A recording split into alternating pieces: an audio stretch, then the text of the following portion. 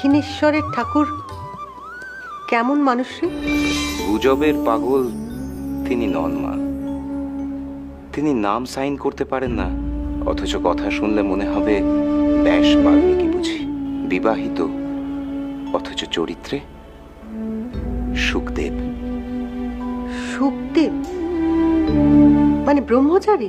হ্যাঁ মা, উনি বেদ বেদান্ত উপনিষদ কিছুই পড়েননি, অথচ ব্রহ্মজ্ঞানী। শ্রীমদ্ ভাগবত গীতা তিনি পাঠ করেননি।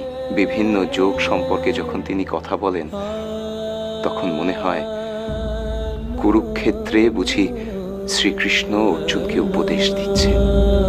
তুমি জানো মা, মানুষটা দিনের পর দিন আমাকে অবাক করে দিচ্ছেন।